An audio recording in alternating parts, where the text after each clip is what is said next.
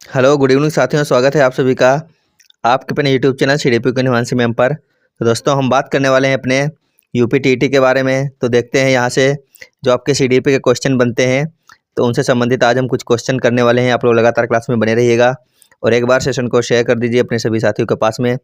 तो फिर शुरू करते हैं अपनी क्लास। जितने लोग आज चैनल पर पहली बार जुड़े हैं, नए जुड़े हैं, चैनल को सब्सक्राइब कर लीजिए और वीडियो को लाइक कर लीजिए। पहला क्वेश्चन है, निम्न में से सामाजिक मूल्य कौन सा है, आपको बताना है। निम्न में से सामाजिक मूल्य कौन सा है, तो इसका कौन सा ऑप्शन सही होगा आपको बताना है। निम्न में सामाजिक मूल्य कौन सा है। पहला ऑप्शन है सहायता परक व्यवहार, दूसरा है प्राथमिक लक्ष्य, तीसरा ऑप्शन है मूल प्रवृत्ति, चौथा ऑप्शन है आक्रामकता की आवश्यकता।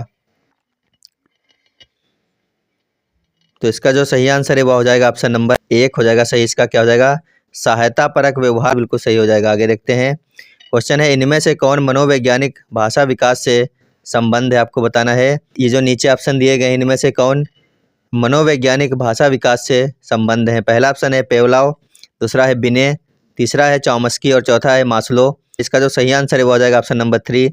इनमें से मनोवैज्ञानिक भाषा विकास से जो संबंधित हैं वह है चॉम्स्की। कौन है, चॉम्स्की। इसका ऑप्शन नंबर 3 से हो जाएगा चॉम्स्की। अगला क्वेश्चन है, निम्न में से कौन सी बाद की बाल्यावस्था के बौद्धिक विकास की विशेषता नहीं है। इसका बताइए आंसर क्या सही हो जाएगा। निम्न में से कौन सी बाद की बाल्यावस्था के बौद्धिक विकास की विशेषता नहीं है। पहला ऑप्शन है भविष्य की योजना की सूझबूझ, दूसरा ऑप्शन है विज्ञान की काल्पनिक कथाओं में अधिक रुचि, तीसरा ऑप्शन है बढ़ती हुई तार्किक शक्ति और चौथा ऑप्शन है काल्पनिक भय का अंत। तो बताइए इनमें से कौन सा ऑप्शन सही हो जाएगा इस क्वेश्चन का। तो इसका जो सही आंसर है वो हो जाएगा ऑप्शन नंबर 1। क्या होगा, भविष्य की योजना की सूझबूझ। क्या हो जाएगा, भविष्य की योजना की सूझबूझ। अगला क्वेश्चन देखते हैं, क्वेश्चन है, प्याजे के अनुसार संज्ञानात्मक विकास की तृतीय अवस्था निम्न में से कौन सी है। ऑप्शन नंबर 1 है औपचारिक संक्रियावस्था, ऑप्शन नंबर 2 है पूर्व संक्रियावस्था, ऑप्शन नंबर 3 है मूर्त संक्रियावस्था और ऑप्शन नंबर 4 है। तो आप लोगों को आंसर करना है, प्याजे के अनुसार संज्ञानात्मक विकास की तृतीय अवस्था निम्न में से कौन सी है। तो इस क्वेश्चन का जो सही आंसर है वह हो जाएगा ऑप्शन नंबर 3। क्या होगा, मूर्त संक्रिया अवस्था। तो इसका ऑप्शन नंबर 3 सही हो जाएगा, मूर्त संक्रिया अवस्था। देखते हैं अगला क्वेश्चन। क्वेश्चन है, निम्न में से अधिगम में योगदान देने वाले मनोवैज्ञानिक कारकों में से कौन सा शामिल नहीं है। तो आप लोगों को आंसर करना है कि निम्न में से अधिगम में योगदान देने वाले मनोवैज्ञानिक कारकों में कौन शामिल नहीं है। पहला ऑप्शन है अधिगम की इच्छा, दूसरा ऑप्शन है प्रेरणा, तीसरा ऑप्शन है रुचि, चौथा ऑप्शन है विषय वस्तु का स्वरूप। तो आंसर कीजिए आप लोग, इसका क्या सही आंसर हो जाएगा। सभी लोग आंसर करेंगे और वीडियो को एक बार सभी साथियों के पास में शेयर कर दीजिए। और अगर आप लोग नए जुड़े चैनल को सब्सक्राइब कर लीजिए और वीडियो को एक बार लाइक कर लीजिए सभी लोग।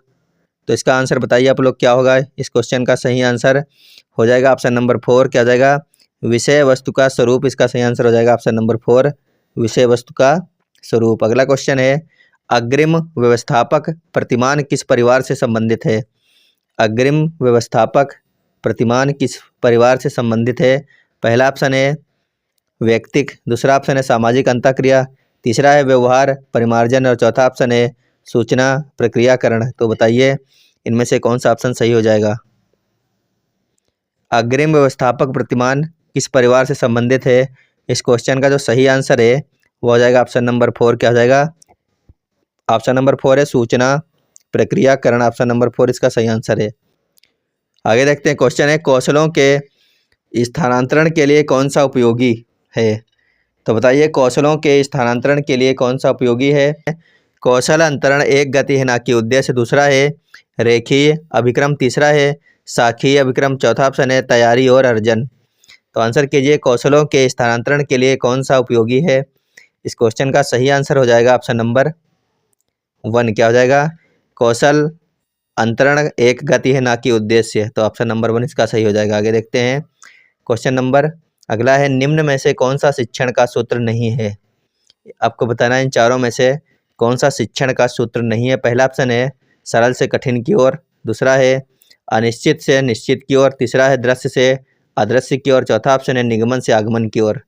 तो बताइए इन चारों में से शिक्षण का सूत्र कौन सा नहीं है।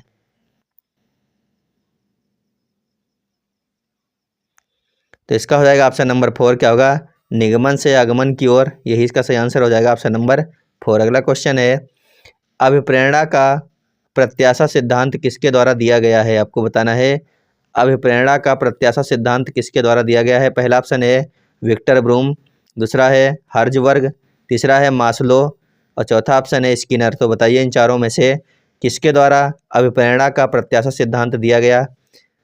तो इसका आंसर कीजिए आप लोग, क्या सही आंसर हो जाएगा इस क्वेश्चन का। तो इसका जो सही आंसर है वो हो जाएगा ऑप्शन नंबर 1 क्या हो जाएगा, अभिप्रेरणा का प्रत्याशा सिद्धांत विक्टर ब्रूम के द्वारा दिया गया। ऑप्शन नंबर 1 सही है, विक्टर ब्रूम। अगला क्वेश्चन देखते हैं। क्वेश्चन है, सूक्ष्म शिक्षण चक्र का प्रथम पद होता है। आपको बताना क्या है कि सूक्ष्म शिक्षण चक्र का प्रथम पद होता है। ऑप्शन नंबर 1 है प्रतिपुष्टि, दूसरा है योजना बनाना, तीसरा है शिक्षण और चौथा ऑप्शन है प्रस्तावना। तो बताइए इन चारों में से कौन सा ऑप्शन सही हो जाएगा। सूक्ष्म शिक्षण चक्र का प्रथम पद होता है प्रतिपुष्टि, योजना बनाना, शिक्षण या फिर प्रस्तावना। तो इस क्वेश्चन का जो सही आंसर है वह हो जाएगा ऑप्शन नंबर 2 क्या हो जाएगा, योजना बनाना। बिल्कुल सही आंसर है इसका ऑप्शन नंबर 2। आगे देखते हैं। क्वेश्चन है, निम्न में से कौन सा अवबोध स्तर के शिक्षण में शामिल है। तो आपको बताना क्या है कि इनमें से कौन अवबोध स्तर के शिक्षण में शामिल है। पहला ऑप्शन क्या है पृथक्करण, दूसरा है अनुप्रयोग, तीसरा है तुलना, चौथा ऑप्शन है अन्वेषण। तो बताइए इन चारों में से कौन सा ऑप्शन सही है। सभी लोग आंसर करेंगे इस क्वेश्चन का। इस क्वेश्चन का सही आंसर हो जाएगा ऑप्शन नंबर 4 क्या हो जाएगा, अन्वेषण। इसका बिल्कुल सही आंसर है ऑप्शन नंबर 4 अन्वेषण। आगे देखते हैं। क्वेश्चन है, समावेशी कक्षा में किस प्रकार का या फिर के छात्र शामिल होता है या फिर होते हैं। पहला ऑप्शन है केवल विशिष्ट छात्र, दूसरा है सामान्य और विशिष्ट छात्र, तीसरा ऑप्शन है केवल सामान्य छात्र, चौथा ऑप्शन है बहुभाषी और प्रतिभाशाली छात्र।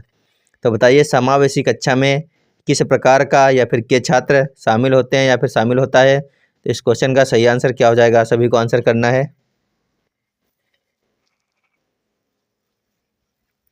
तो इस क्वेश्चन का सही आंसर हो जाएगा ऑप्शन नंबर 2 सामान्य और विशिष्ट छात्र। क्या होगा, सामान्य और विशिष्ट छात्र। तो ऑप्शन नंबर 2 इसका सही आंसर हो जाएगा। अगला क्वेश्चन है, संज्ञानात्मक क्षेत्र का सही क्रम है। संज्ञानात्मक क्षेत्र का सही क्रम क्या होगा। ऑप्शन नंबर 1 है ज्ञान, अनुप्रयोग, अवबोध, विश्लेषण या फिर संश्लेषण, मूल्यांकन। दूसरा है मूल्यांकन, अनुप्रयोग, विश्लेषण, संश्लेषण, अवबोध, ज्ञान। तीसरा ऑप्शन है मूल्यांकन, संश्लेषण, विश्लेषण, अनुप्रयोग या फिर अवबोध, ज्ञान। चौथा ऑप्शन है ज्ञान, अवबोध, अनुप्रयोग, विश्लेषण या फिर संश्लेषण, मूल्यांकन। तो बताइए इन चारों में से ऑप्शन कौन सा सही है। संज्ञानात्मक क्षेत्र का सही क्रम क्या है, आप लोग ऑप्शन पढ़िए और आंसर कीजिए इसका सही क्रम क्या हो जाएगा। इस क्वेश्चन का ऑप्शन नंबर 4 जो है बिल्कुल सही है। क्या, ज्ञान, अवबोध, अनुप्रयोग, विश्लेषण, संश्लेषण और मूल्यांकन। तो ऑप्शन नंबर 4 इसका बिल्कुल सही आंसर हो जाएगा। जिन लोगों ने 4 सेलेक्ट किया होगा उनका सबका सही आंसर हो गया ये। आगे देखते हैं। क्वेश्चन है, निम्न में से कौन सी अच्छे शिक्षण की विशेषता नहीं है। आपको क्या बताना है, इनमें से कौन सी अच्छे शिक्षण की विशेषता नहीं है। पहला ऑप्शन है स्वेच्छाचारी, दूसरा है सहानुभूतिपूर्ण, तीसरा ऑप्शन है जनतांत्रिक और चौथा ऑप्शन है वांछनीय सूचनाएं देने वाला। तो बताइए इनमें से कौन सा अच्छे शिक्षण की विशेषता नहीं है। आपको इस क्वेश्चन का आंसर करना है, इनमें से कौन सी अच्छे शिक्षण की विशेषता नहीं है। तो इसका जो सही आंसर है वो हो जाएगा ऑप्शन नंबर 1 क्या हो जाएगा, स्वेच्छाचारी एक अच्छे शिक्षण की विशेषता नहीं होती है। क्या, स्वेच्छाचारी। तो ऑप्शन नंबर 1 इसका बिल्कुल सही आंसर हो जाएगा, स्वेच्छाचारी। तो दोस्तों यह थी आज की हमारी क्लास। अगर आपको क्लास अच्छी लगी हो तो वीडियो को लाइक कर दीजिए। अगर आप चैनल पर नए जुड़े हैं तो चैनल को सब्सक्राइब कर लीजिए। बाकी जितने साथी लोग हमारे साथ लगातार जुड़े हुए हैं उन लोगों से बस यही बोलना है कि इस क्लास को आप लोग ज़्यादा से ज़्यादा लोगों के पास तक भेज दीजिए, क्योंकि आप लोगों को हम करवाने वाले हैं यूपी-टीईटी की हिंदी, CDP, EVS की क्लासें। तो जितने भी साथी लोग आपके जान पहचान के हैं और यूपी-टीईटी का एग्ज़ाम देने वाले हैं तो उन सभी के पास में हमारी क्लासों को आप लोग भेज दीजिए अपने अपने व्हाट्सएप ग्रुप या फिर जहाँ से भी आप जुड़े हैं उनके माध्यम से। तो उनके पास तक क्लास को शेयर कर दीजिए सभी लोग एक बार। तो अभी के लिए धन्यवाद, बाय बाय।